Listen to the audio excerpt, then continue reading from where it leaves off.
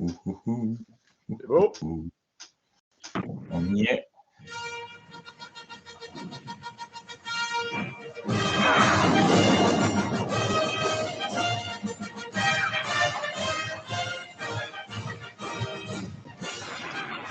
Les figurants, mon ami.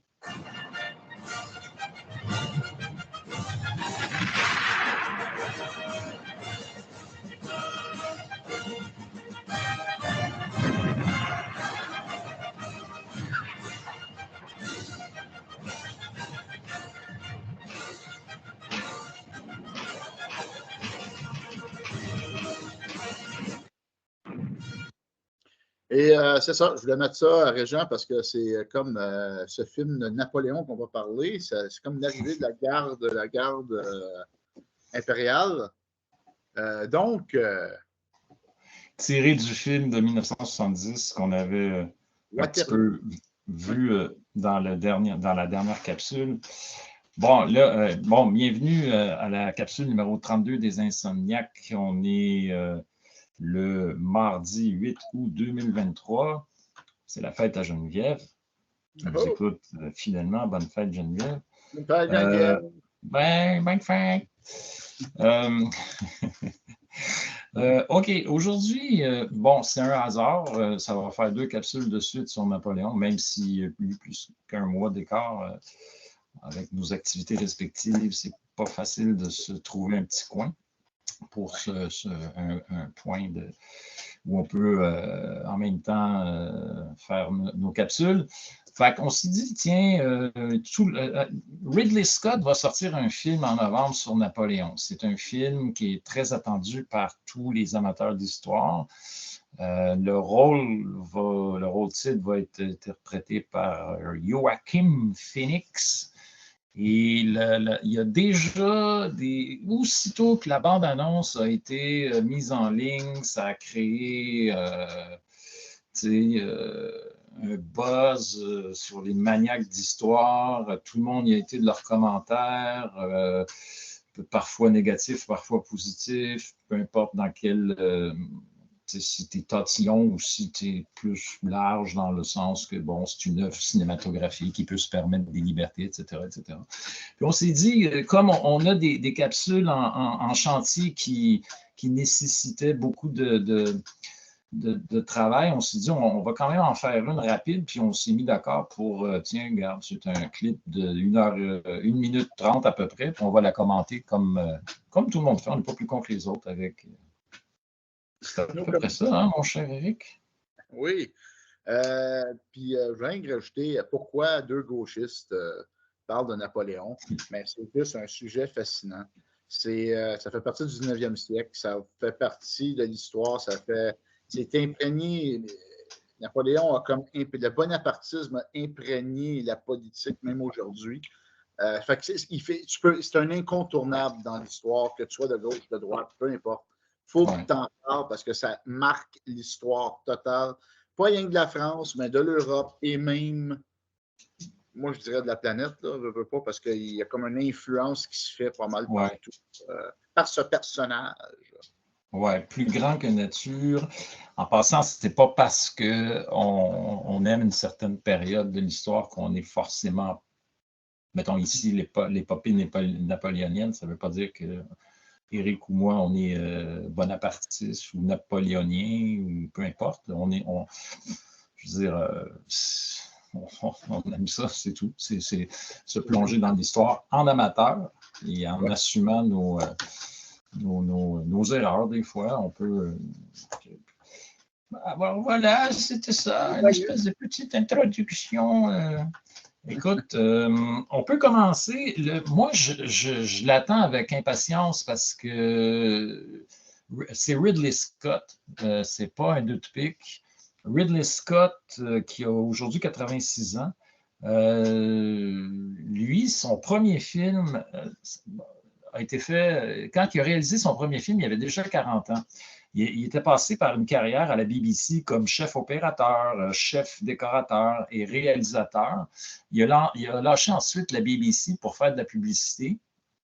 Puis à un moment donné, il a créé une maison de production avec son frère, puis il a été avec son premier film, puis ça a été Les Duellistes. Déjà, on voit sa passion pour la période napoléonienne. Le film a été très bien accueilli par les critiques, mais il n'a pas fait les entrées en salle espérées. Sauf qu'aujourd'hui, c'est considéré comme le film de référence sur l'épopée napoléonienne. Tous les historiens s'entendent pour dire que c'est l'un des meilleurs films. Juste que tu peux me corriger, mais ouais. dans son premier film, il y a Harvey Keitel, que je crois qu'il avait fait un premier film à Scorsese, c'était Mean Streets. Oui. Il est dans ses débuts, mais il est connu, là, Harvey Keitel. Il est déjà connu. On est en 77, si je ne me trompe pas. Il a fait aussi un film français. Keitel, c'est quelqu'un qui n'a jamais été gêné d'aller filmer ailleurs, il joue un rôle là-dedans. L'histoire est assez... ça concerne deux officiers hussards de la cavalerie napoléonienne qui se provoquent en duel sur une quinzaine d'années. C'est tiré d'une histoire vraie. Il y avait beaucoup de duels dans l'armée de Napoléon. Pour un oui ou pour un non, on réglait ça à l'épée, au pistolet, au sabre, puis ça créait des pertes énormes, surtout dans le corps officier. Napoléon avait interdit les duels, mais ça se faisait quand même. Puis, c'est ça. Là-dedans, tu vois tous les types de duels, sauf un, le roche-papier-ciseaux. Non, c'était pas encore, c'était trop cruel. C'était trop cruel. Oui, ils ont attendu plus tard. Puis, juste pour terminer avec Ridley Scott, donc le film Les Duellistes a remporté à Cannes le prix du meilleur premier film. Il a été remarqué par les historiens pour la qualité de ses reconstitutions historiques. Puis juste pour donner une idée de les trois premiers films de Ridley Scott, coup sur coup, boum, boum, boum. Ça a été Les Duellistes, Alien, le premier évidemment, le meilleur, et Blade Runner. Le gars, il aurait pu s'arrêter là, puis sa carrière aurait été mythique. Après, ça c'est un peu compliqué avec des moins bonnes productions, mais il y a un style bien à lui que moi j'aime bien. Même, mettons, tu regardes un film d'action comme Black Hawk Down, où la pellicule est saturé, je ne sais pas. Moi, j'aime bien. Gladiator, c'est lui. Oui, puis juste avec Joaquin Phoenix, encore une fois. Oui, c'est vrai.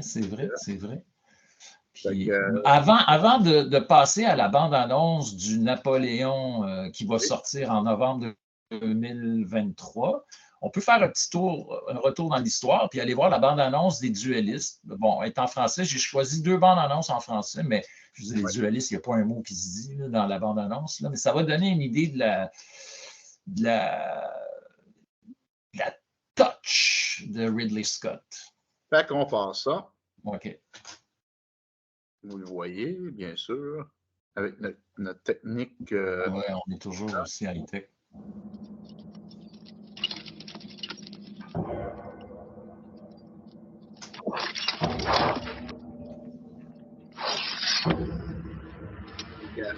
Bleach. C'est hot.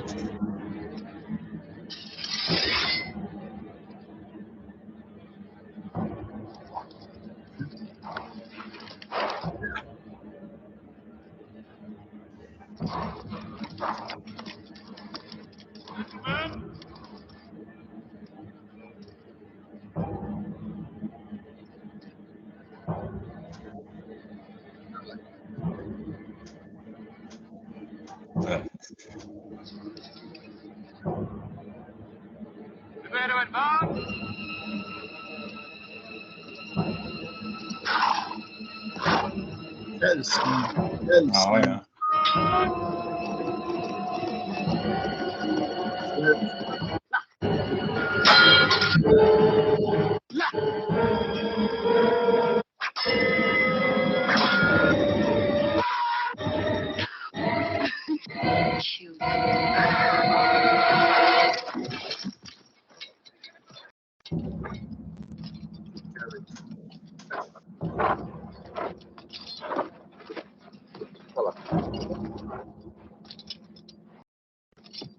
Ça commence bien une carrière. Écoute, ce film-là, Eric, à chaque fois que j'ai la chance, je le revois, revois, puis c'est toujours un plaisir. Oui, oui, oui, Rick était. En passant, tu savais pourquoi les hussards avaient des couettes comme ça? Non. Pour contrer les coups d'épée. Oui, oui. Généralement, la plupart aussi mettaient des lattes de bois, des petits bouts de bois pour Ça pouvait te sauver la vie. se protéger. Ouais. Un des. Mais la scène du duel de cheval, là, ça dure comme mettons 5 minutes, là, mais c'est 5 minutes, tu ressens la nervosité, la peur, l'adrénaline des deux, là, c'est incroyable. Vraiment, il y a des scènes là-dedans, c'est débile. C'est un film d'anthologie, puis c'est pas très connu. Souvent, j'ai un ami qui est fan de cinéma, qui connaît Ridley Scott, mais qui n'avait jamais vu le Dueliste. Puis il savait que je tripais un peu sur la période. Il m'avait envoyé c'est lui le premier qui m'avait envoyé la bande-annonce du nouveau de Ridley Scott. Puis j'ai parlé des Duelistes, puis ça l'a comme. J'ai passé à côté, mais je vais le voir. Mais c'est ça, bref. Les Duelistes, premier film. OK, donc, on va y aller. Là, on va aller sur la bande-annonce du Napoléon qui va sortir en novembre. On va la regarder une fois au complet. Puis après, on va y aller séquence par séquence. C'est ce que tout le monde fait sur le web. Là. Puis on va s'amuser. Puis regarde, on ne se prend pas au sérieux. On va décortiquer la bande-annonce. Donc, on y va.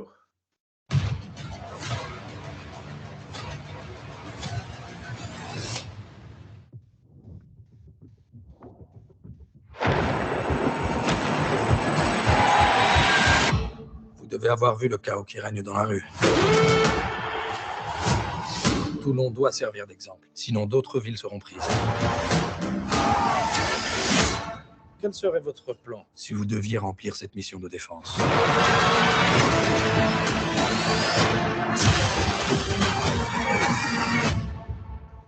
Je vous ai promis de grands succès.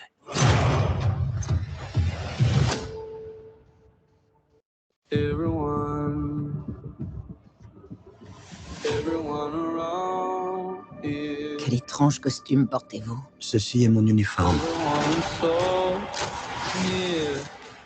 J'ai conduit nos troupes à la victoire à Toulon.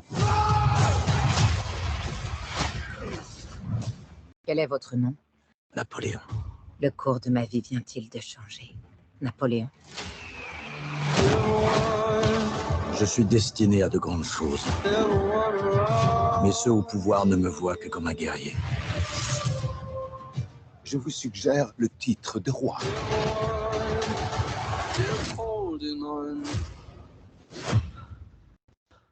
Pouvons-nous voter?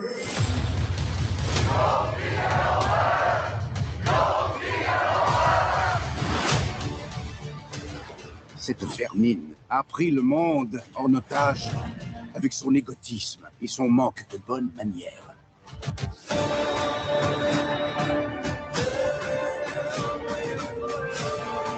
Tu crois être un grand homme. Mais tu n'es qu'une toute petite brute et tu n'es rien si je ne suis pas avec toi. L'Europe tout entière unit ses forces contre moi. Que se passera-t-il si tu reviens vaincu? Majesté, on est découvert. Bien.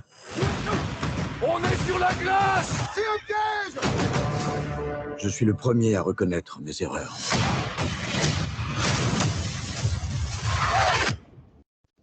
Seulement, je n'en fais jamais.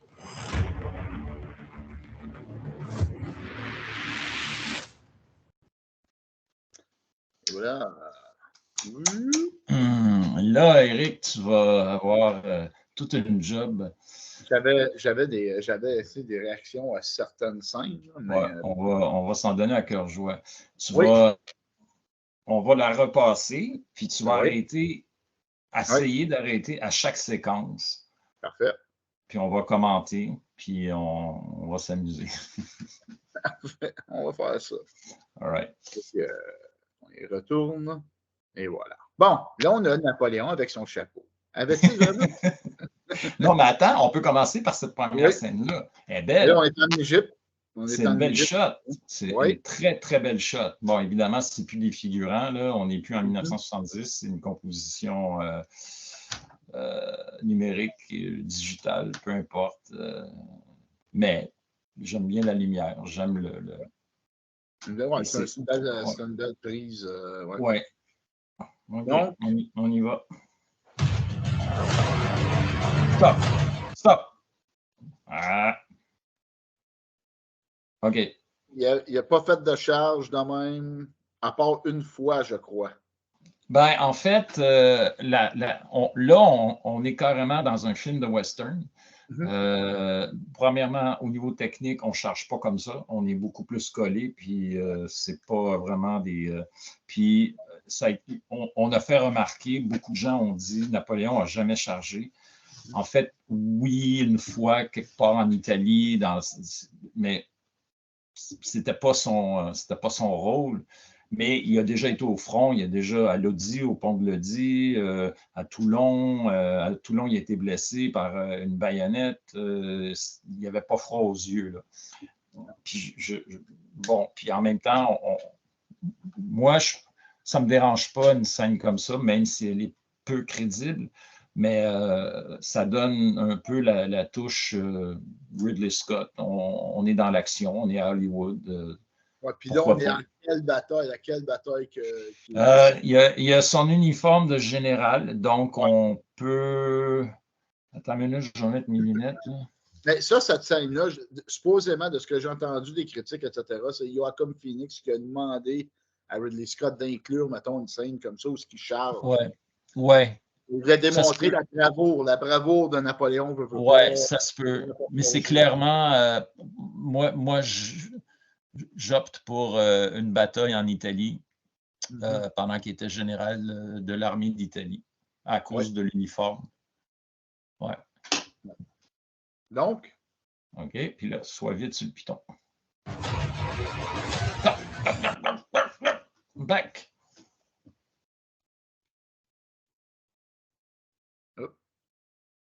Okay. Moscou! Il y a des crises de bonne chance. Il y a des crises de bonne chance. Pas vrai, c'est pas ça. Ça fait connaissance. Selon son chapeau, selon... c'est des prix. Oui, mais regarde, c'est sûr, il n'y aura pas le choix de parler de Moscou. Je pense qu'il y a d'autres scènes où ce qu'on voit, je pense que c'est... Ouais. Je pense que ça, c'est justement, ça peut pas, on peut se tromper, là, ça peut être quelque part, mettons, ça peut être la bataille de Halo. Tu sais, mais définitivement, je mets 2 piastres sur Moscou. Moscou en feu. Oh, le mot maintenant. Maintenant, ça, là, c'est... OK. Ça, c'est le couronnement. OK, ça, c'est le couronnement. La scène est pareille comme la peinture de David. Hein? La scène? Oui, probablement. Vraiment, ils ont fait la même scène. Il y a une prise de vue, là. C'est grandiose, là. Mais en tout cas, les vêtements sont tristement bien chiés. Puis, oui, une affaire, on dit que Ridley Scott a pris des libertés, mais Napoléon aussi a pris des libertés, notamment sur la peinture du couronnement par David. Oui. Il a fait figurer sa mère dans les loges alors qu'elle n'était pas là. C'est ça. Bon, si tu le reproches à Ridley Scott, tu dois le reprocher à Napoléon aussi. Et à David. Et à David. Mais David, je pense qu'il n'avait pas le choix, c'est une commande. C'est ça. Oh, excuse. OK, là, on va avoir du fun. On va continuer un petit peu plus loin parce qu'on va l'avoir mieux, là. Okay, ça, c'est Napoléon avec Barras. Ouais. Barras qui va prendre, c'est un personnage dans la Révolution française qui est comme un envoyé, la Convention, dans le temps de Robespierre, il envoyait toujours des. Comment ils les appelaient, là? C'est des commissaires Ouais. dans des villes. Puis Barras était à Toulon. Et c'est lui qui pogne Napoléon, qui est capitaine, qui arrive Non, comme je pense, capitaine. je pense Oui. pas, non. Oui, Barras, il est à Toulon. C'est là qu'ils se connaissent, c'est là qu'ils vont se connaître. Parce que là, ici, cette scène-là, c'est probablement pas à Toulon. Ça doit être. Non, ça, c'est à là. Paris pour contrer Oui. l'insurrection royaliste, mais Pour vous expliquer, c'est qui Barras, là? Barras, oui, c'est un. OK, mais il était émissaire à Toulon, Oui. mais je pense pas que c'est là qu'il croise. C'est Pont de l'Hérault qui présente Napoléon à le général Dugommier à Toulon. Oui, mais Barras est là à Toulon pendant qu'il essaye de OK, prendre le. peut-être. Ils se sont forcément croisés, Oui, ouais. et c'est OK. là qu'il remarque Napoléon. Et plus tard, quand ça vient au directoire, il le reconnaît puis il l'utilise pour la foudre. Puis comme on voit cette scène-là, c'est probablement ça, là. Ouais. C'est, Ben, il y a sa ceinture de général. ouais. Mais il se fait nommer général, je pense, de la garde de Paris, quelque chose de même. Là, ou, Il se fait nommer général de brigade. ouais, il se fait nommer général de division, puis général en chef de l'intérieur. On continue ça. Revenir peut-être? Non, mais on la voit parce que OK. on la voit. Vous devez avoir vu le chaos qui règne dans la rue. Et voilà, là, on est à la. Ouais, là, reviens. Ouais. On va Juste. revenir un peu. C'est ça. OK. Ici? Ouais, regarde, à gauche, tu as la guillotine. Donc, ouais. ça, c'est la scène de l'exécution. Ben là, on présume que c'est Marie-Antoinette, là. Mais le lieu, là, on regarde le lieu. Ouais. C'est pas la. Je suis pas assez familier avec Paris, Eric. J'aimerais bien te répondre, mais. Il me semble que c'est pas la place de la Concorde, ça. Je vois rien. Je me prononce même pas pour pas que l'histoire retienne que je me suis planté. Peu importe. Que les gens rewind puis pendant des années. Ils ont dit que c'est la place de la Concorde. Je suis pas certain. OK? Mais c'est l'exécution de Marie-Antoinette. OK? Ouais. Et on va la voir. OK. Stop. Là, là on va en parler là, parce que c'est important. Il y a trois choses que je remarque là-dedans. OK? La chevelure, c'est impossible. Son air arrogant, alors qu'on l'a décrit digne. Ouais. Et j'ai pensé à ça, à la tomate. On est à quelle époque, là? Est-ce qu'il y a encore des tomates? Elle s'est fait couper la tête, je pense que c'est à l'automne. Une grosse bon, j'ai deux trucs sur la tomate. Quand tu crèves de faim, tu ne lances pas des tomates, tes manches. T'es comme. Il faudrait qu'on check c'est quoi la date de l'exécution de Marie-Louis. Ils ont mis 93 ici. Oui, mais le temps de l'année, en tout cas, c'est pas grave. C'est ça. Il faudrait que ça soit juillet ou août. Et pourquoi les cheveux, vous allez voir? Toulon doit servir d'exemple. Sinon, d'autres villes seront prises. OK, on revient. Là, on est sur l'exécution, OK? On est juste sur l'exécution. OK, puis après, on reviendra sur Toulon. Ouais. OK. OK. Les cheveux, là, dans une exécution durant la Révolution française, sont déjà coupés. Ouais. OK? Ils ont déjà coupé les cheveux parce que quand la guillotine tombe, il ne faut pas que les cheveux s'aillent dans le chemin, tout ça, c'est fin. Il faut que ça s'aille direct sur le cou. Fait que, ils ont coupé ses cheveux, elle n'a pas ses cheveux longs. Ils ont déjà tout coupé ses cheveux, tout ça. Oui, elle est rentrée à la guillotine, était digne, fière, digne.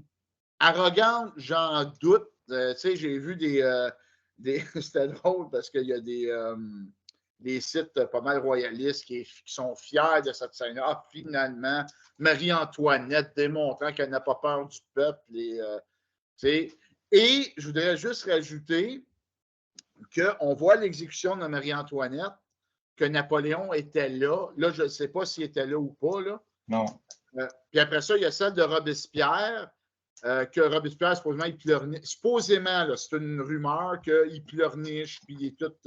Fait qu'on démontre la royauté qui est digne, arrogant et le représentant de la République révolutionnaire, pleurnichant, faible, etc. Supposément, on n'a pas vu le film encore, mais il y a beaucoup, beaucoup de rumeurs à ça. Et aussi, Napoléon serait à l'exécution. J'en doute, parce que Napoléon, je pense qu'il se fait mettre en après ou un petit peu avant, en même temps, whatever. Là. Parce que Napoléon est considéré proche des robespierristes, dans le fond. Oui, avant, oui. Mais là, on est en 1793. Ouais, il est un peu, ça touche. Mais c'est ça, comme tu dis, c'est le bourreau qui a la responsabilité de couper les cheveux. Ça se fait à l'intérieur de la cellule de la conciergerie. Tout le monde passe par là. Tu as beau être une reine ou un roi. C'est même pas une question de respect ou quoi que ce soit. Comme tu te dit, Eric, c'est pour une simple question d'efficacité mécanique. Faut que la lame rencontre le moins de résistance possible. Donc, peut-être que dans la scène, ils vont y couper là, mais ça n'a pas l'air parti pour ça. Mais anyway, c'est un détail, c'est pas grave. Oui, c'est ça, puis c'est correct. Mais peux-tu montrer le croquis? Je ne sais pas si c'est David qui l'a fait, un croquis rapide de l'époque où on a Marie-Antoinette. C'est probablement l'image la plus exacte qu'on a. C'est sûr. Ben, moi, les coups de crayon fait que le gars, il l'a sketché très rapidement. Si c'est David, je ne pourrais pas me souvenir. Je ne sais pas si c'est David. Non. David avait fait, je pense qu'il avait fait Danton. Vous l'avez? Non, moi, je ne le vois pas. On va le voir, là. Ah, il va apparaître. Ouais. L'avez-vous? C'est ça. Ouais, là, je l'ai. Marie-Antoinette, vous la voyez, elle est assise, elle a un petit bonnet, puis elle fait baboune. Mais ça, c'est ça. Là, c'est sur la charrette, je crois. Ouais. C'est elle vient juste de se faire couper les cheveux, mais vous voyez, elle s'est fait couper les cheveux, etc. Ouais. Ils ont fait ça au roi, ils ont fait ça à tout le monde, Robespierre, toute la gang y a passé, toute la gang qui ont passé. Ils coupaient toujours les cheveux parce que c'était plus facile. Ouais. Un, de cibler où est-ce que tu places la tête, et deux, ça n'empêchait pas la lame. C'est con à dire, mais beaucoup de cheveux peut éviter que ça fasse une coupure c'est comme nette. Ouais. Fait que c'est là. Ah, on est, hein? Là, à date, on a vu aussi ici Barras. C'est Barras. Ça, c'est le vrai Barras. C'est ça. Il ressemble à un joueur de hockey à la retraite. Il commence à prendre du poids là, parce qu'il a arrêté de s'entraîner. C'est Gérard Depardieu en train de. Ah, Depardieu pourrait faire un très bon Barras. Ben, il est trop beau maintenant. Trop. Bon, on retourne. On retourne. Bon, je vais reculer un petit peu. Ouais. Sur tout long. J'essaie d'être correct. Et voilà. Donc, c'est ici. À servir d'exemple. Sinon, d'autres villes seront. On doit servir d'exemple. Sinon, d'autres villes seront prises. Ouais. Okay, c'est ça. Ça, c'est Barras qui est en train de parler à Napoléon. Ça s'est sûrement pas passé comme ça, mais c'est correct. Mais Barras, parce que c'est une vedette qui le joue, probablement. Fait que ouais, il faut lui donner des scènes. Mais Barras est quand même important dans l'histoire napoléonienne, je veux pas. Oui. C'est lui qui donne l'armée d'Italie. Exactement. Après Vendémiaire. OK, puis là, on va voir Napoléon qui est à l'exécution de Marie-Antoinette. Quel serait votre plan? Stop. Il n'était pas là. OK, mais reviens. Ça, c'est... Oui. Okay. Ici? Ouais, puis tu t'arrêtes toi quand on voit Napoléon. Là, stop, OK. Là, ça, c'est un point de vue éditorialiste du réalisateur. OK. Comment mettre dans ton scénario le fait que Napoléon est contre lui a assisté Napoléon au massacre des gardes.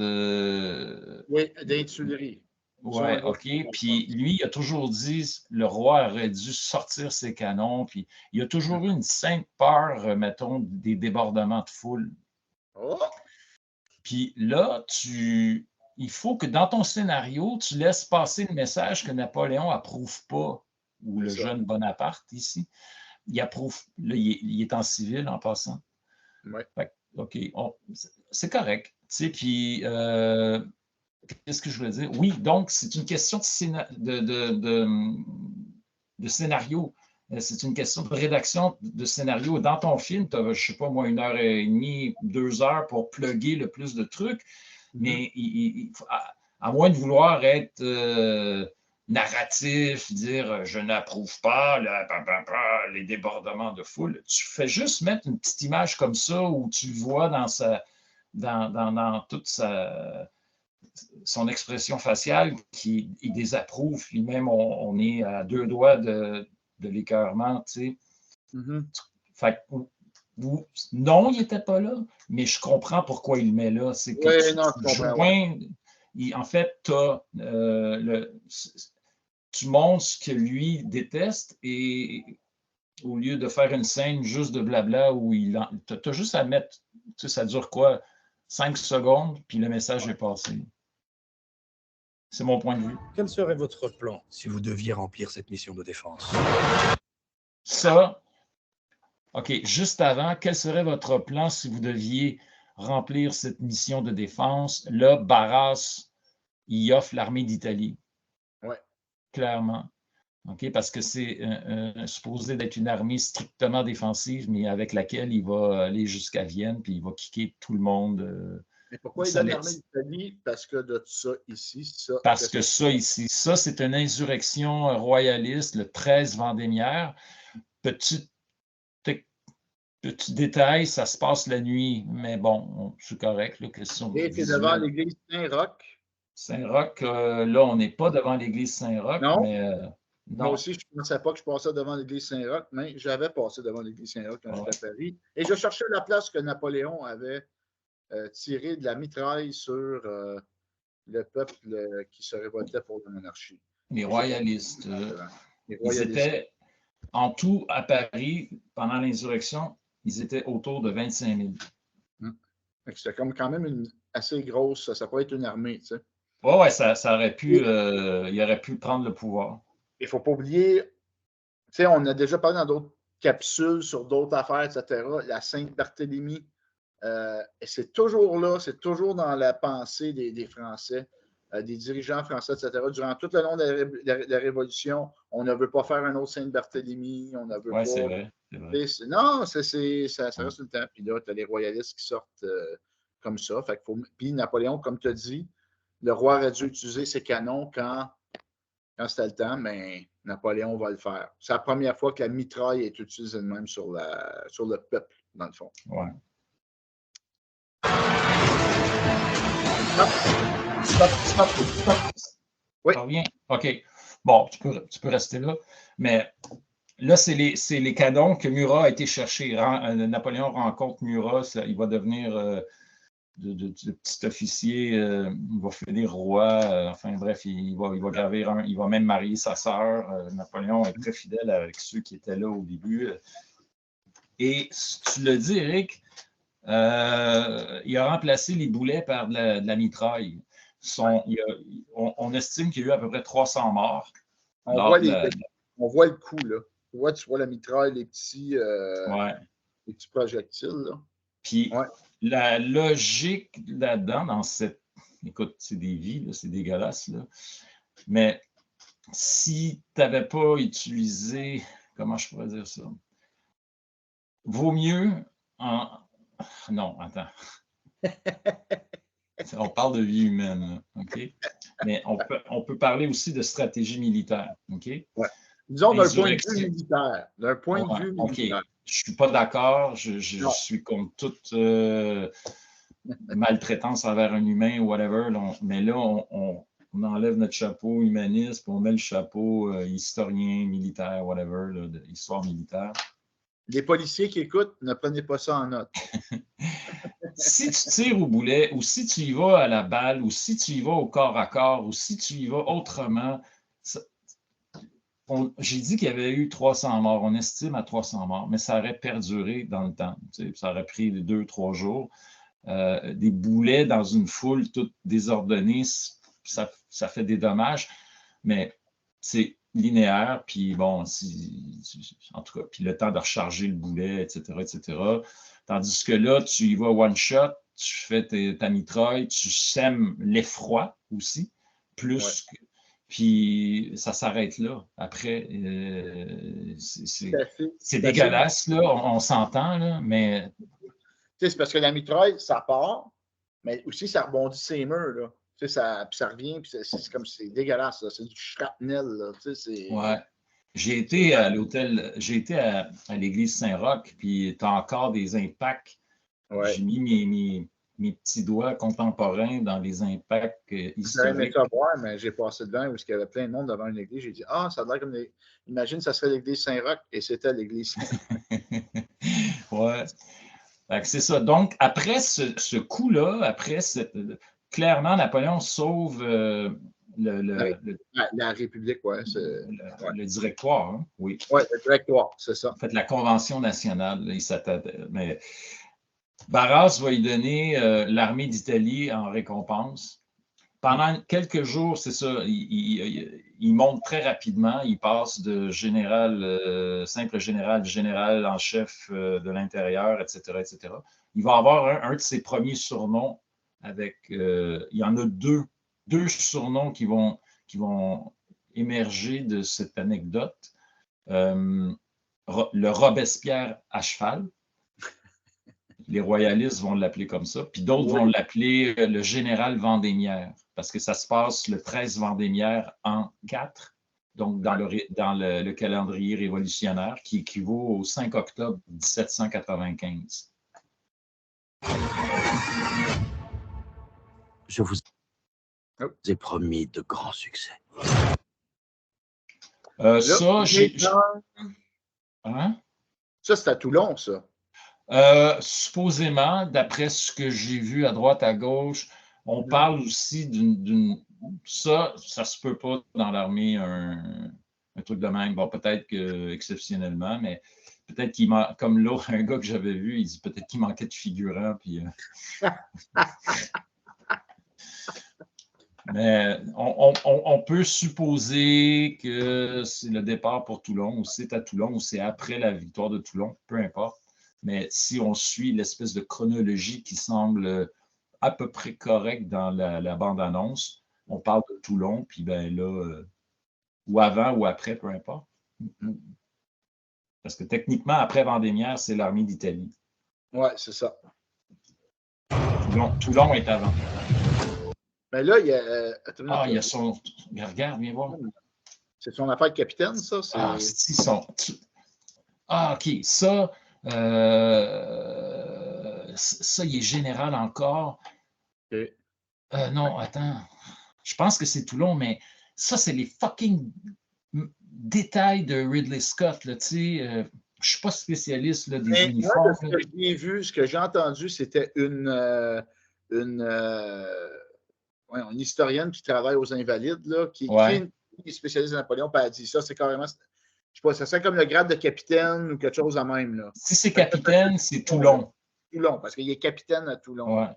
OK.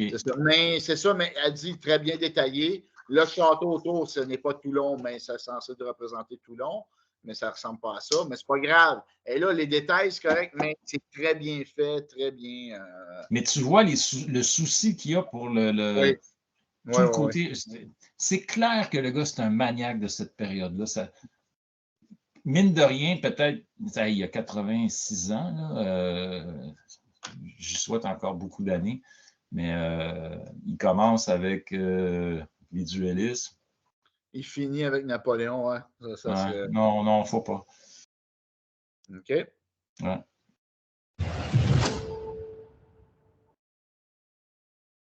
OK, ça c'est sûrement...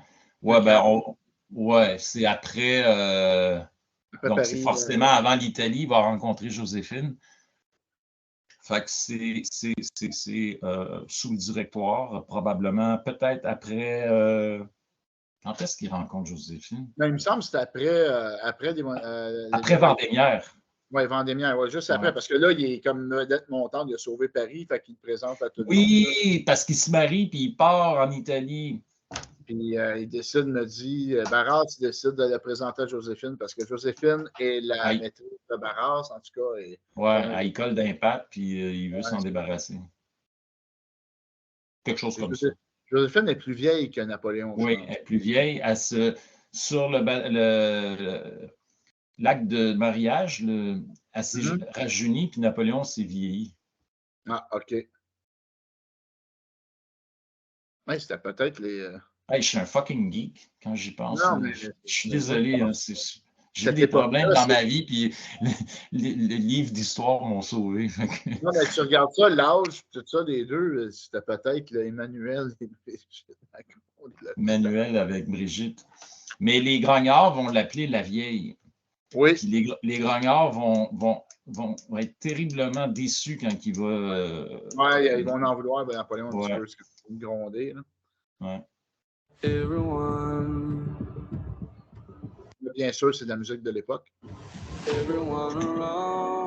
Quel étrange costume portez-vous? Stop. J'adore de quoi qu'elle a parce que ça ressemble à Joséphine. Oui, mais vas-y. Très bien. Elle a une coupe de cheveux un peu punkette, par exemple, mais c'est correct. Ouais, ça, c'est parce que c'était à l'époque. Ah, mais il y a quelqu'un qui a dit ça se peut que à l'époque, après la terreur qui n'a jamais été mise. N'oubliez pas, Joséphine est en prison. Hein? Elle est en prison. Elle a été en prison. Son mari a été exécuté de Beauharnais. Mais ce que je voulais dire, Éric, c'est qu'après le 10.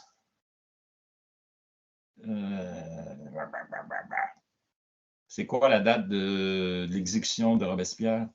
Ah, sacrifice, c'était le 28 juillet 94. OK. 1794. Ouais. Après ça, quand il coupe la tête de Robespierre, ouais. il y a des balles où il y a des soirées d'anciens condamnés qui ont eu la vie sauve. Puis on portait des signes distinctifs faisant référence à la guillotine. Ah, fait qu'on se coupait les cheveux ou son petit cordon, là, peut-être que c'est pour montrer, mettons, la trace d'une. Puis regarde les cheveux, c'est coupé comme avant d'aller à l'exécution. Mais je sais qu'il y avait théorie intéressante, ouais. Ben, pas de moi, je l'ai vu, je ne sais plus où, mais je le savais pas, même en voyant ce que le gars avait dit, je le savais. Là, il y avait des soirées comme ça où, écoute, on part, ces gens-là ont sorti d'une période extrêmement traumatisante. Là. Le COVID, c'est rien.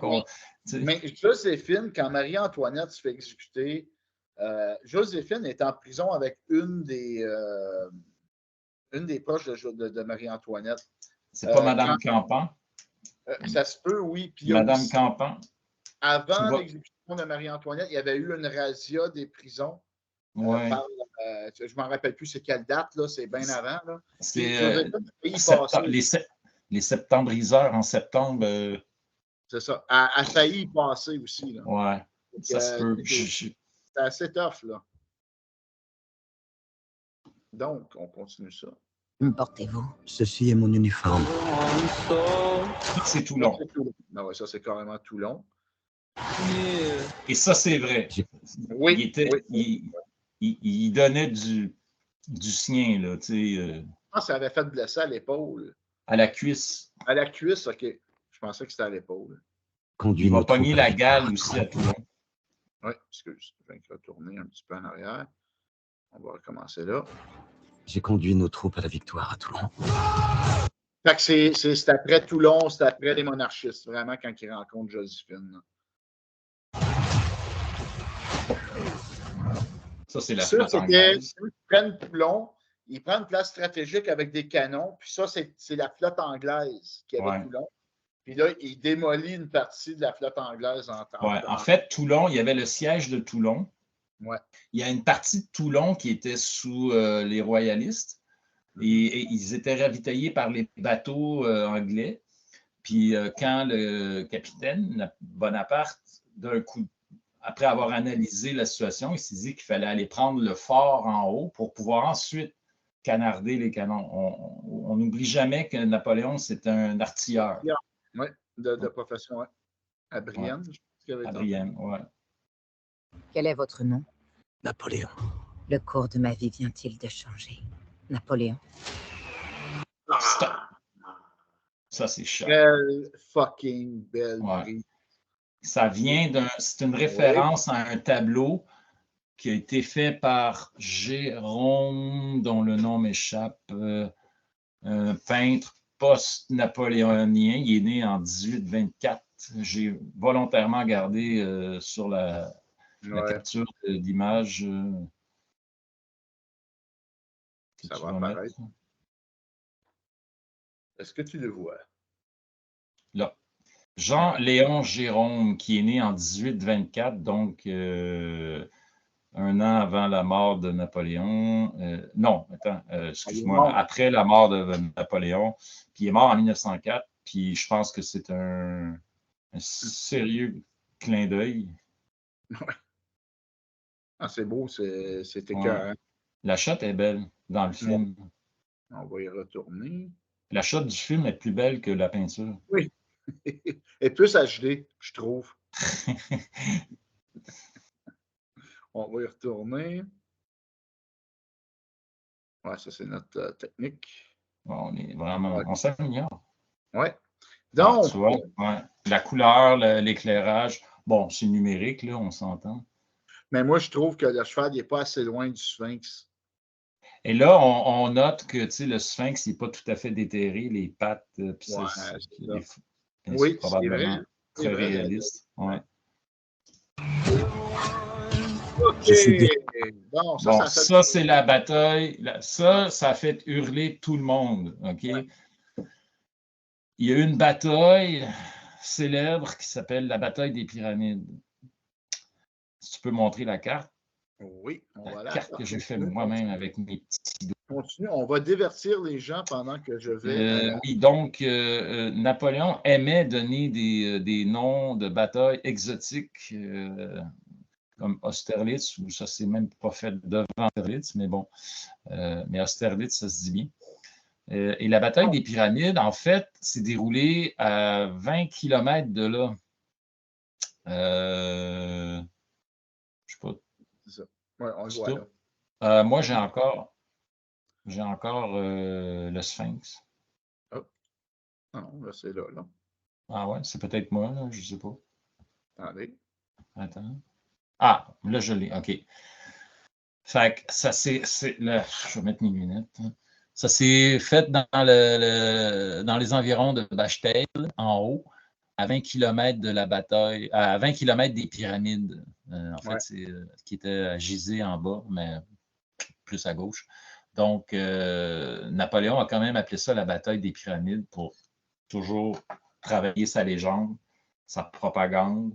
Il envoyait ses journaux en France. Donc, la bataille des pyramides, ça paraît bien. Donc, il ne s'est jamais battu devant les pyramides. En passant, il avait amené avec lui pendant la campagne d'Égypte quelque chose comme 300 scientifiques. L'égyptologie. L'égyptologie est née là. Bon. L'autre scène qui fait... Donc, ça, c'est un gros mensonge, mais pourquoi pas? C'est du cinéma. Destiné à de grandes choses. Si tu reviens un petit peu... On va revenir un petit peu. Ouais, OK, laisse, puis tu vas voir... je veux montrer le boulet de canon sur la pyramide. Oui. Je suis... Boum, en haut à gauche.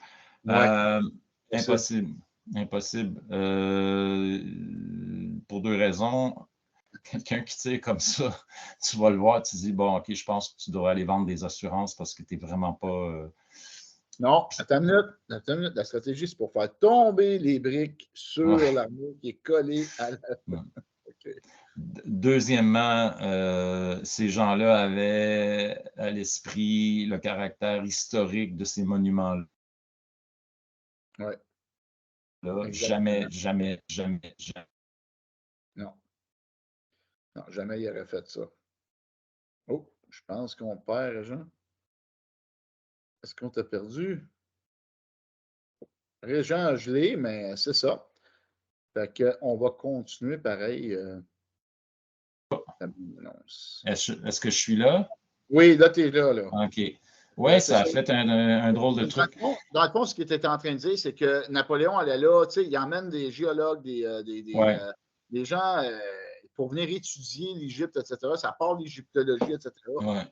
Qui aurait tiré sur des monuments. En tout cas, regarde, peu importe, on peut donner toutes les raisons. Ça ne s'est pas passé de même. C'est impossible que les canons, les boulets se rendent là. Fait que c'est juste ça, mais ça fait du beau cinéma. Ouais, c'est ça. Donc, on continue. Destiné à de grandes choses. Mais ceux au Ça, c'est une pouvoir vraie ne le charge. voient Ouais. Ça, c'est pas une vraie charge, mais l'autre, quand on voit. En tout cas, c'est correct. Là. Ça, c'est l'aspect plutôt western. C'est ça. pas que comme un guerrier. Je vous Ils sont pas assez suggère bons. le OK. Ça, c'est la. Ça, en fait, c'est notre capsule de la dernière fois. C'est la réunion de Jaffré, Oui, avec le 5e de ligne. mais sans Clairement, sans doute, il n'y a même pas l'ombre d'un doute. On voit même le 5 sur les chapeaux. Chapeaux. Il y a un nom pour ça. Les chapeaux. Les chapeaux. Puis garde, il n'y a pas de feuilles aux arbres. On est en avril. Ouais. Et puis il y a même ce détail-là. C'est pas pire. Ouais. Donc, je vous suggère le titre de roi. Là, il y a le. OK. On voit que. Oui. OK. Fait que, tu sais, on a. Je ne sais pas c'est qui est là. C'est-tu Talleyrand ou. Ça ressemblerait, hein? Talleyrand, hein? Talleyrand qui était un diplomate. Le gars, il a survécu quasiment toutes les crises de régime. Là. Ouais. Le plus grand décrosseur, mais un génie de la diplomatie et de la politique. Là. Talleyrand, je pense que c'est. Comment qu'il traitait Napoléon? Il disait que c'était un. Napoléon disait de lui que c'était de la merde dans un bas de soie. Un bas de soie, mais il ne pouvait pas s'en passer. Non. Parce que ce gars-là était nécessaire pour. Fait qu'il dit tu devrais te nommer roi. Là, je pense qu'on est avant l'Empire. Là. On est comme après le consulat. Ouais. Mais là, avant le consulat, ouais. on a ça ici. Ça c'est c'est à Versailles, dans le fond. Là, non, c'est le coup d'État de Brumaire. Au Japon, c'est ça? Non. Non? C'est dans la salle des 500 puis des. C'est l'Assemblée, dans le fond. L'Assemblée, tu as les 500, tu as les je sais pas quoi, je ne sais pas trop. Mais bref, c'est le coup d'État. Le coup d'État. OK. Là, est-ce que ça s'est passé de même? Là, on va voir. Là, on voit l'armée ici. Léon qui arrive. Pouvons-nous voter? OK, stop. Est-ce que ça s'est passé comme ça? Non. Mais il a balbutié, il s'est planté, Oui.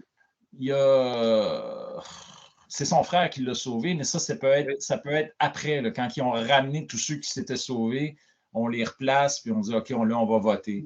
L'impression que ça donne, c'est comme s'il arrive avec son armée et est-ce qu'on peut voter? C'est comme là, je fais mon coup d'État. Puis j'espère que c'est pas ça, parce que c'est important le coup d'État. La façon dont il se plante, c'est la première fois qu'il se plante vraiment. Ouais. C'est là, quand il essaie d'apprendre.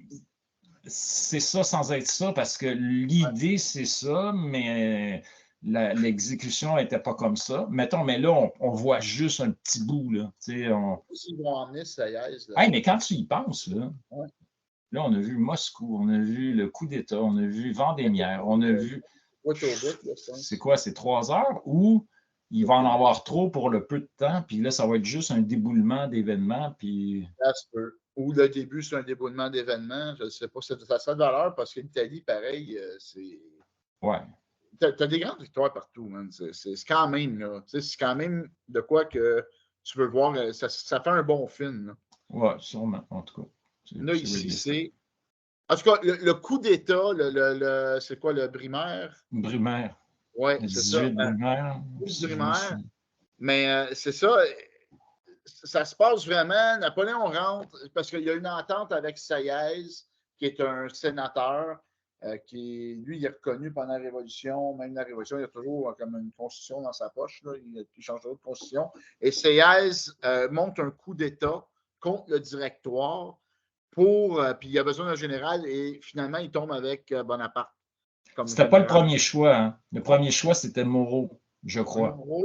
Moreau chie dans ses culottes. Je crois, celle qui devient roi de la Suède. Là, Bernadotte. Oui, tu as eu même eu, puis il avait refusé. Bernadotte, il était trop républicain, mais il va devenir roi. D'ailleurs, Bernadotte, à ce qu'on dit, c'est le seul roi qui a tatoué sur son ventre mort au roi, mais je ne suis pas sûr que l'anecdote est vraie. Ouais, en tout cas, c'est Bref, Napoléon va en tout cas, il va aider à sa carrière. Napoléon arrive là avec quelques troupes. Il y a Murat avec lui à l'extérieur, etc. Il rentre pour voir l'Assemblée. L'Assemblée le rejette comme le sort, le traitant de dictateur, tout ça. Parce que tu as quand même un esprit républicain encore là, en France. Là. Et après ça, tu as le frère de Napoléon qui sort, qui parle aux soldats, puis qui dit... Là, les soldats rentrent. Oui. On attribue une phrase à Murat ou je ne sais plus qui. Foutez-moi tous ces gens foutre dehors.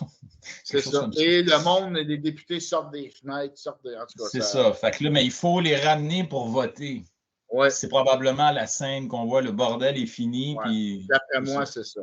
Ouais. Donc, on continue. Attends, je viens de le reculer une petite affaire. Vont-nous voter? Ouais, ça c'est très bien fait parce que ça, c'est le sacre. Après ça, mais en principe, non, à 1804. Là, ouais, quand tu as le coup d'État, c'est 1799.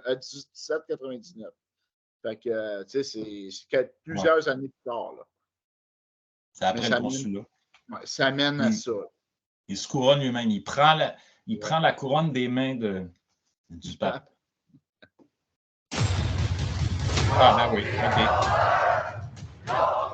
Stop. Ça, cette scène-là va être incroyable. Ouais. Pourquoi il prend la couronne des mains du pape, Éric? Question. Mais il s'est fait lui-même. Et voilà. C'est ça, Napoléon. Il s'est fait lui-même. Il n'est pas de Dieu, il n'est pas de... Et ça vient de la Révolution française. Maintenant, un homme peut se faire lui-même. C'est plus de privilège. Tu as la fameuse... En passant, j'aurais dû mettre ce qu'on appelle la toile de David, le couronnement de Napoléon, curieusement appelé le couronnement de Napoléon, alors qu'il couronne Joséphine. Oui. Je pense que je l'ai de l'autre... On va continuer. Là, mais... en tout cas, bref. Ouais.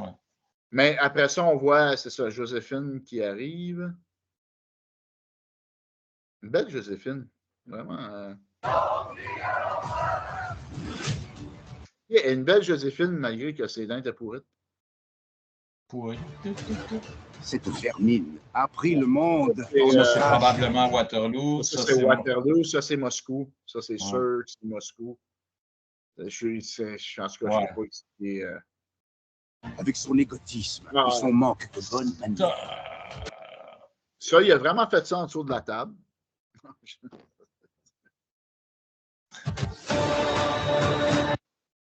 Ça, c'est... OK, il est général. Fait que c'est... tous ces généraux derrière, là, c'est ça. Non, mais lui, il a son habit de général. Donc, où est-ce que ça pourrait être? En Italie, sûrement? Peut-être. Ça a l'air d'être un petit peu plus l'automne, ou en tout cas. Non, mais ce que je veux dire, par rapport à son habillement, il est général. Il n'est pas empereur, il n'est pas...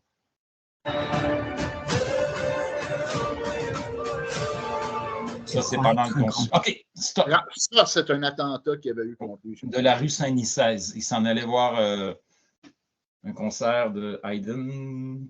Ouais.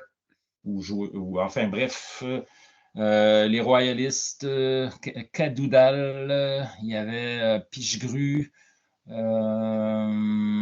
Et c'est là qu'il décide. Hein? Ben oui, Pichegru, c'est vrai. Oui, il était oui, là, oui. Pichegru, Cadoudal.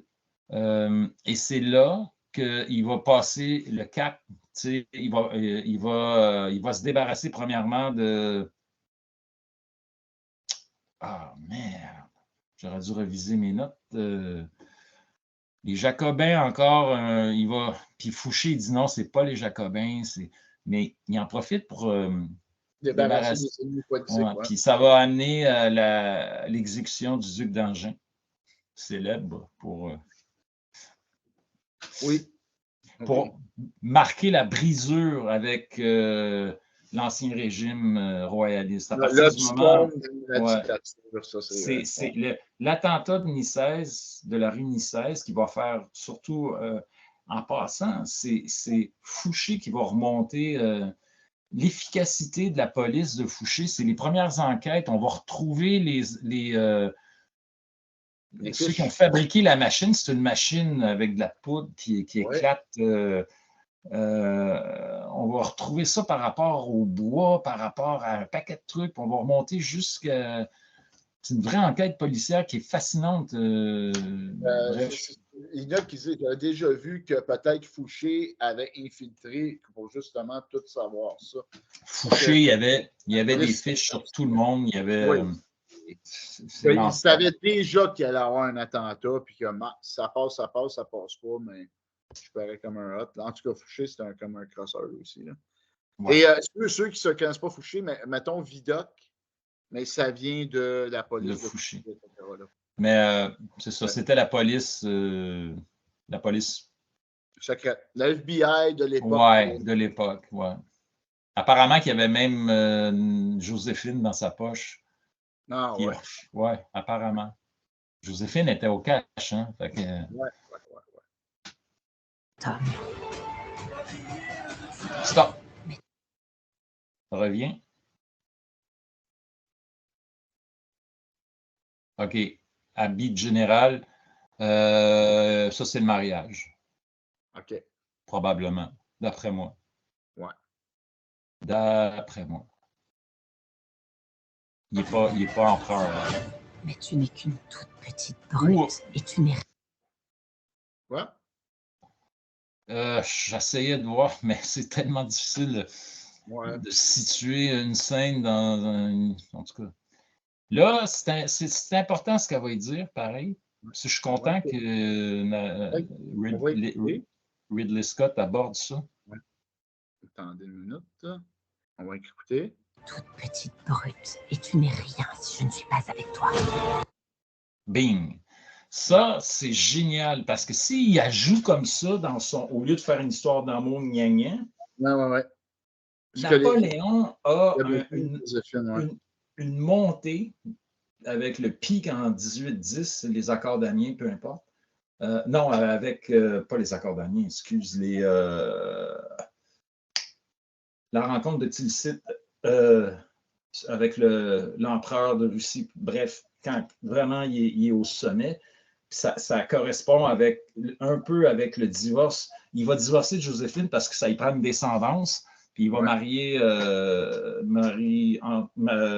Marie-Louise, autrichienne. Ouais. Puis après, ça descend. Puis je pense qu'il va la jouer sous cet angle-là. Que Pascal a fait ça à Joséphine, c'est ça, Quelqu'un il avait besoin de Joséphine, ouais.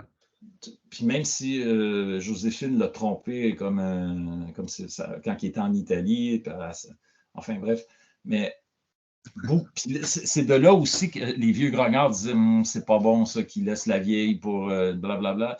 Puis juste pour continuer l'anecdote, même après le divorce, il va s'occuper d'elle, il va lui donner, tu sais. Puis je pense qu'elle est à Fontainebleau elle est à shit. Malmaison. Malmaison, c'est elle qui l'a acheté. C'est ça, OK. Ça va rester à elle, puis bon, que j'ai visité là, d'ailleurs. Mais elle avait blablabla, à Sainte-Hélène, quelques jours avant sa mort. Apparemment que quand il apprend la mort de Joséphine à Sainte-Hélène, Il est bouleversé. Là. on ne le voit pas pendant 3-4 jours. Il reste dans ses appartements. Il rêve à elle 2-3 jours avant sa mort. Puis il raconte à quel point le rêve était réel, à quel point, en tout cas, il l'a toujours aimé, hein, même après, même avec ses nombreuses maîtresses et tout et tout. Puis c'est ça. Beaucoup disaient que c'était sa bonne étoile. Ouais. Il a écrit des belles lettres d'amour. D'ailleurs, il faudrait faire un petit spécial Napoléon écrivain. C'est vraiment drôle. Les lettres d'amour, que je t'aime, Colin, pourquoi tu me fais ça? Non, ça va. Non, c'est vraiment. Non, j'en ai lu. Il y en a, c'est super beau, là, ce qu'il écrit. Là, il pendant ce temps-là, mais il envoie un officier de portée, puis elle couche avec l'officier. Il va à fond avec les... L'Europe tout entière unie. Là, j'ai entendu dire qu'il y avait une carte de même, à peu près, là, supposément. Reviens sur la carte. Là. Ouais. On va la voir plus en détail après, mais ça, c'est tout entière unie. Clairement. OK, stop. Oui, ça, c'est... Reviens à la carte. Reviens à la carte. Ça, c'est Austerlitz, clairement. Austerlitz, c'est ça. Ouais. Reviens à la carte. OK. Stop. Là, tu es en plein dessus. OK. C'est complètement ridicule, mais c'est pour le cinéma. Il y avait, en fait, comment est-ce qu'il s'appelle, son secrétaire? On le voyait souvent à terre sur une carte déployée en plantant des petites fléchettes avec, pour montrer l'emplacement des corps d'armée, etc. Ça n'a aucune efficacité. Je veux dire, c'est des gros blocs. Enfin, bref. Mais ça, c'est vraiment c'est du cinéma. C'est correct.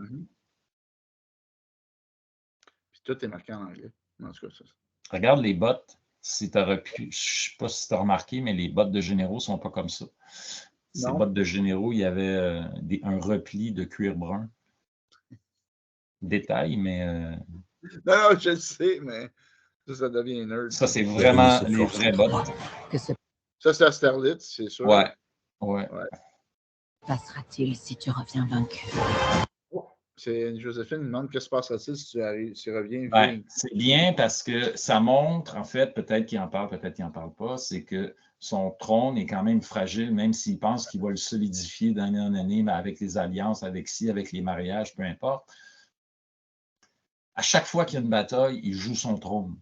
Chaque fois. À chaque fois. Il n'y a pas de plan B, pas de plan C, D, E, F. Tu gagnes, tu restes ou tu perds. Puis l'autre chose, souvent, c'est que, en fait, on croit, la légende fait que Napoléon est expansionniste. Il l'est, on s'entend. Mais les premières coalitions font en sorte qu'il n'y a pas le choix de se battre. Il n'y a pas le choix d'accepter la bataille. On parle dès son entrée au pouvoir. Mais depuis la Révolution française a commencé, tu as une coalition contre. Il y a eu la mort du roi, c'est là que tu as en tout, il y a eu 7 coalitions depuis la Révolution jusqu'à Waterloo, on va dire. C'est ça. Donc, aujourd'hui, on appellerait ça de l'ingérence étrangère. À l'époque, on appelait ça des coalitions, puis on avait le droit d'aller. Enfin, bref, ce que je veux dire, c'est que Napoléon était une bébite peu commune qui, plus on l'attaquait, plus il grossissait, parce qu'il gagnait, donc il gagnait des territoires, donc il gagnait des alliances, donc il gagnait. C'est la méthode de faire la guerre. Puis à un moment donné, ça bascule là, en Russie.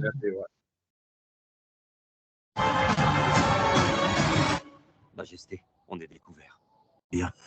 OK, ça, c'est la scène. OK. Ça j'ai hâte de la voir, là. Ah ouais. Pourquoi il dit Majesté, nous sommes découverts? Bien. C'est que Austerlitz, qui est c'est une bataille, c'est vraiment la bataille la plus célèbre. C'est un génie militaire, c'est une bataille, un génie d'exécution. C'est le modèle maître qui est encore enseigné. Napoléon il est en bas de l'armée de Napoléon, en fait, compte sur le déplacement de l'armée de coalition, les Russes, les Autrichiens. Ils les attirent sur Telnitz, sur sa droite. En fait, il va faire déplacer toute l'armée, puis il va attaquer au centre, il va les séparer, blablabla. Bla, bla, bla, bla. Bon, mais en tout cas, bref, je résume grossièrement. Et une partie de ce plan-là réside dans le fait que, là, quand il dit on est découvert, ben ça, c'est probablement le matin. Juste avant que le soleil. Mais non, parce que il y a la brume, c'est après, quand la brume se disperse, là, il va attaquer. Pendant ce temps-là, tu as Davout à l'autre bout qui résiste comme un chien.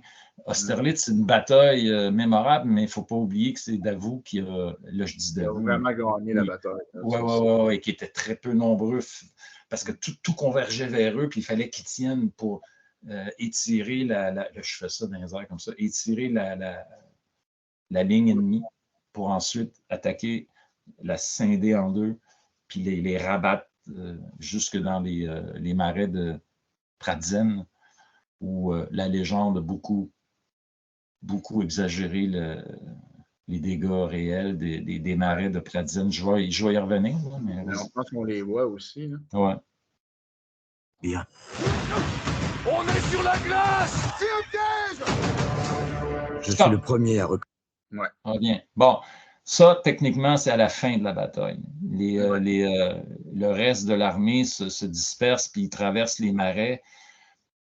Là, les bâches là, sur les canons, ça se peut pas, parce qu'ils sont à la poursuite. Ils ne sont pas cachés. Là. Quand ils sont sur les marais de Pratzen, c'est la fin. OK? C'est qu'on démolit les restants, façon de parler.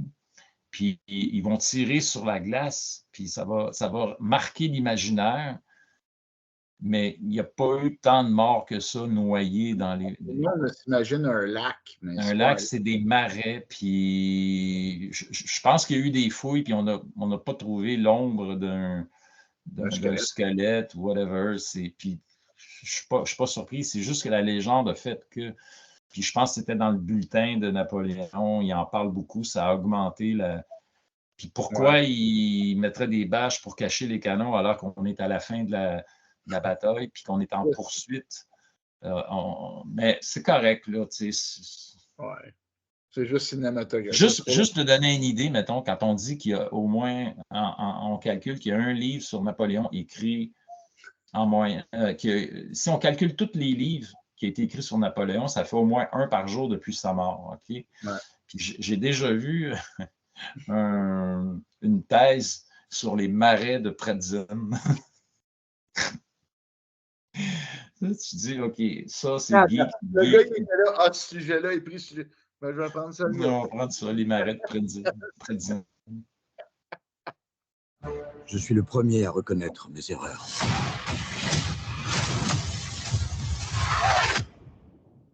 Seulement, je n'en fais jamais. Stop. C'est ça. Dans le fond, on fait la préparation, on continue la légende. C'est ça. Ouais. Là, je ne sais pas qui a écrit le script puis qui a ajouté, mettons, des one-liners comme ça. Je suis le premier à reconnaître que mes erreurs, sauf que j'en fais jamais. Mais on sait avec toutes les phrases que Napoléon a laissées, et bien celles qu'il a laissées après sa mort parce que ça a été rajouté, c'était quand même un maître des one-liners. Okay? Il en a sorti quelques-unes de pas pire. Ça, ben, elle est évidemment inventée, mais elle est dans le ton. Non. Elle vient de la thèse sur les marais de Pratzen. Et ne pas se mélanger avec Pretzel. Pretzel. Ouais. Donc, c'est ça. Après ça. David Scarpa. Il faudrait que je check qu'est-ce qui est écrit. David Scarpa est réalisé par Ridley Scott. Ouais. Voilà. Le 22 novembre. Ça, c'est le tombeau de Napoléon. Oui. Donc, ça fait le tour. Écoute, j'aime ça. On pourrait faire ça sur d'autres affaires comme ça. Des bandes d'annonces. Ouais. j'espère que vous avez aimé. Puis, c'est sans prétention. Hein. On assume nos erreurs. Peut-être qu'on va se faire corriger ici et là, mais m'en fous. Ça va être assez intéressant. J'ai hâte de voir. Moi, j'ai bien aimé le dueliste. Un film sur Napoléon. Il y avait eu la série sur Napoléon de Max, d'après les livres de Max Gallo avec Christian Clavier. Christian Clavier qui jouait Napoléon. C'était pas pire. C'était du Max Gallo, un petit peu romancé, un petit peu gaga. Là. Mais tant qu'à faire, allons plus loin. Puis, on s'en parlait avant de faire cette vidéo-là, cette capsule-là. Tu sais, les Français vont critiquer, etc., mais qui en fasse un crise de film, c'est Napoléon le Rapide. Tu sais, Ridley Scott, mais c'est quand même Ridley Scott. Là, non, c'est ça. J'ai de la misère. Enfin, on ne va pas revenir là-dessus, mais cette espèce d'amour-haine des Français pour le personnage central.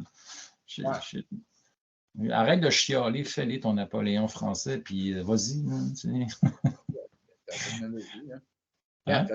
Faites la vie, faites sa vie, tout ça. Mais l'impression que j'ai du film, c'est que ils se sont basés surtout sur le point de vue de Napoléon.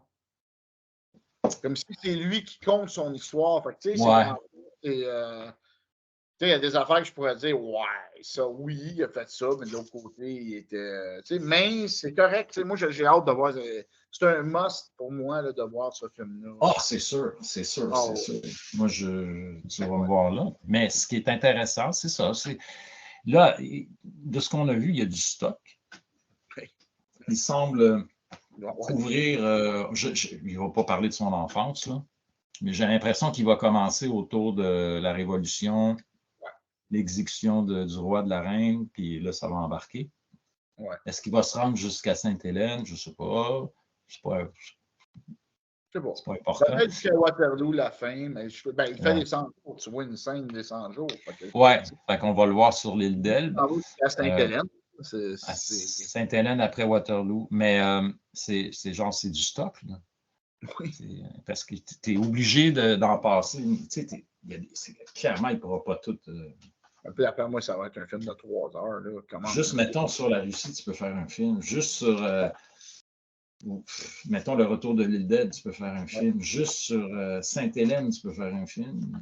Austerlitz, avec tout ce qui se passe avec... chaque portion est riche en événements, en détails. La campagne d'Italie. Ça finit plus. Non, ça va être super. Puis, j'ai hâte de voir le film parce qu'après ça, on va pouvoir faire une vidéo sur le film. Qu'est-ce qu'on a aimé? Ça va être ça. C'est super bon. Fait que c'était la capsule numéro 32. Oui.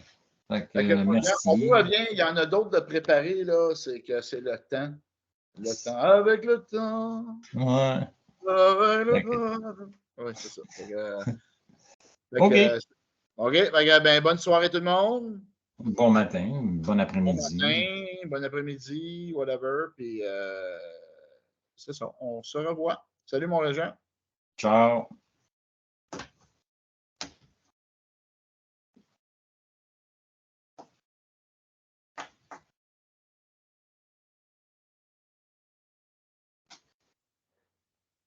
Oups, j'ai comme des bacs. Je sais. Il tourne encore. Hein? Arrêtez d'enregistrer. Oui.